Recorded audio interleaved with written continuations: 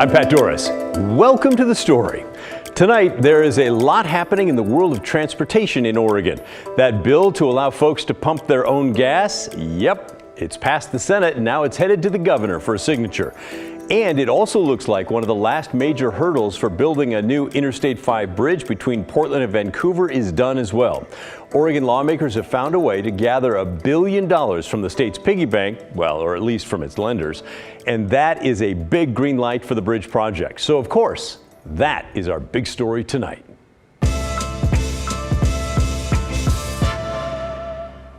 Whether you live in downtown Portland or Vancouver or Eastern Oregon or Southern Oregon, you should care very much about this new I-5 bridge. It will not only carry you across the Columbia River, it's a major freight line for all kinds of goods going up and down the West Coast. Washington State has already pledged to put up $1 billion for the project. Now it's Oregon's turn. And next, both states will turn to the federal government, hoping for at least another $1 billion. And then they're going to turn to drivers and charge tolls for the other $3 billion or so that's needed to pay for the entire thing. But let's not get too far ahead of ourselves here. This was a big week for funding for the bridge in Oregon's legislature. Yesterday, the Joint Ways and Means Committee, which controls all the money, passed the bridge funding. That's a major step. It calls for selling $250 million in general obligation bonds for this two-year budget term and also for each of the next 3 terms.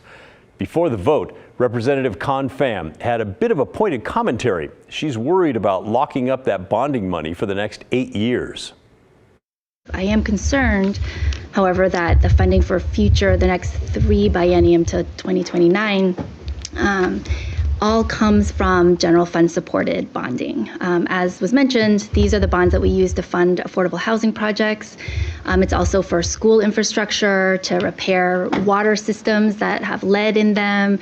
We have schools, we have kids teaching and kids being taught in school buildings that have asbestos. These are scarce bonding resources that we need for housing and education and healthcare. Representative Pham said she is glad the state is using bonding this budget cycle, but it's those future cycles that worry her. And Representative Susan McLean, a co-chair on the Joint Transportation Committee, well, she responded by saying the experts do support this move and it is the right thing to do. As was pointed out, there are 4 biennium that have been agreed to in this particular bill. And the main reason is for the reason that Representative Pham has already mentioned, and that is to go after the federal grants. You have to show that you have a plan, not just for 1 biennia or $250 million, but for the whole $1 billion. And as also was indicated by Representative Pham, we will have further conversations in the future, as we all do. But we pay attention to our big co-chairs, we pay attention to the Treasurer's Office, we pay attention to our bonding council, and they all indicated that this was something that it was prudent to do at this time, and we had the ability to do it. All right, so that happened yesterday. Today, I had a chance to talk with Senator Elizabeth Steiner. She's a co-chair for the Ways and Means Committee, the money folks. We talked while the internet was out in the Capitol building, by the way, so she's using her iPad, which is why it looks just a little bit different. As you know, we need to replace the interstate bridge between Oregon and Washington across the Columbia River. To do that, we need to match Washington's contribution of $1 billion over a period of time.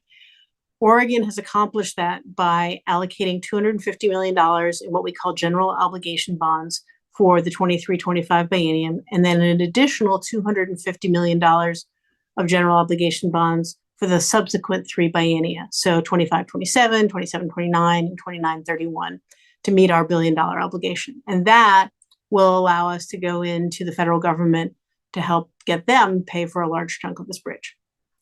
Is that unusual to tie up that much money so far into the future? No.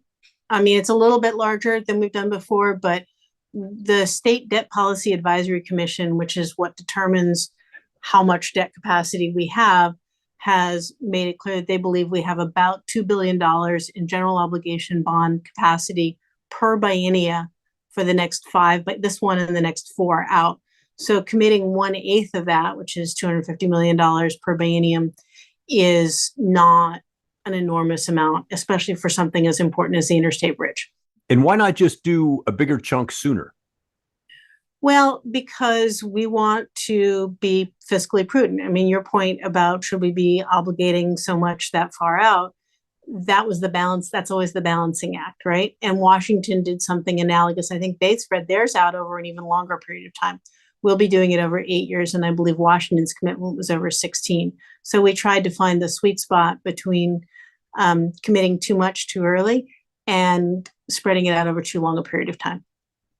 And I know in previous versions of bills involving the funding, there was a cap for how much it could cost total. Do you folks have that in this time? No, that's not in. We have not done any policy around the bridge except for getting rid of all of the statutory stuff that was passed in 2013, the last time we were considering the bridge. So basically, should folks just understand that this is the green light, that Oregon's coming up with its $1 billion that needs to make the bridge go? Yeah, it's a good start. It's really important. I mean, obviously there will always be the process issues, and we have to wait for the federal government to come to the table with what we hope will be a substantial amount of money. And we have to go through all the environmental impact and all that kind of stuff. But yes, Oregon is absolutely committed to getting this bridge done. So how about that? And what do you think about all this? The funding bill still needs to move through the House and the Senate, but the stamp of approval from Ways and Means means it is a good chance to go through. Do you think the funding should be spread out the way that it is, though? Or would you rather pay more up front and stretch out the payments longer like Washington?